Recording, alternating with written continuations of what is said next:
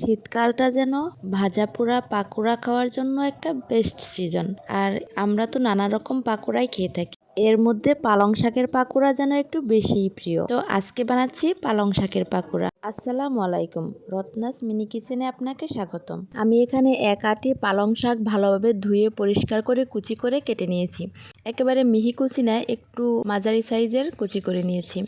এখন এর মধ্যে দিয়ে দিয়েছি দুটো বড় সাইজের পেঁয়াজ কুচি। পেঁয়াজটা আপনারা আরও বেশি দিতে পারেন, এতে টেস্টটা আরও ভালো হবে। আরও দিচ্ছি 4-5টা রসুনের কুচি এবং 5-6টা কাঁচামরিচ কুচি। এখন আমি এখানে কিছু গুঁড়া মশলা অ্যাড করব।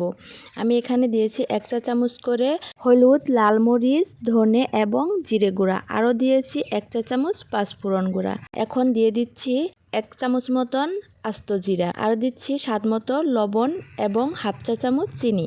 এখন আমি সমস্ত উপকরণ একসাথে একটু আলতোভাবে মিশিয়ে নেব। বেশি জোরে জোরে প্রেস করে মেশাতে যাবেন না, এতে করে শাক এবং পেঁয়াজ থেকে পানি ছেড়ে দেবে, পরে পাকোড়াটা আর ক্রিস্পি হবে না।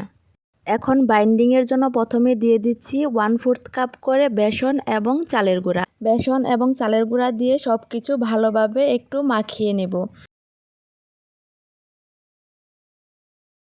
মিশ্রণটা আমার কাছে একটু লিকুইডই মনে হচ্ছে, তাই আমি এখানে আরও 2 টেবিল চামচ মতন চালের গুঁড়া অ্যাড করছি।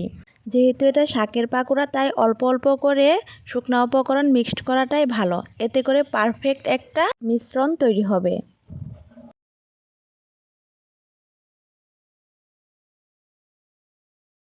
মাখানো শেষ, এখন ভাজার পালা।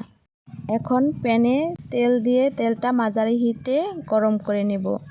আমি এখানে ছোট একটা প্যান ব্যবহার করেছি, এতে করে আপনার তেলটা একটু সাশ্রয়ী হবে। এখন গরম তেলে একটা একটা করে পাকোড়া দিয়ে দিব এবং একটু সময় নিয়ে এপাশ ওপাশ ভালো করে ভেজে নেব।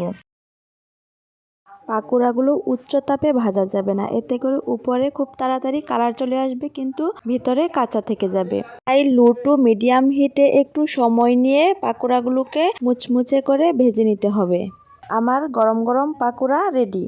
এখন আমি পাকোড়াগুলোকে সার্ভ করেছি মেয়োনিজ এবং একটা তেঁতুলের চাটনির সাথে। আপনারা যে কোনো সস অথবা চায়ের সাথে পরিবেশন করতে পারেন মুচমুচে পালং শাকের এই সুস্বাদু পাকোড়াটি। আশা করছি আজকের এই সহজ রেসিপিটি আপনাদের ভালো লেগেছে। ভালো লাগলে প্লিজ আমার সাথে থাকবেন, আমার পেজটিকে ফলো দিবেন এবং ইউটিউব থেকে দেখে থাকলে আমার চ্যানেলটা সাবস্ক্রাইব করে দিবেন। সবার সুস্বাস্থ্য কামনায় বিদায় নিচ্ছি। আল্লাহ হাফেজ।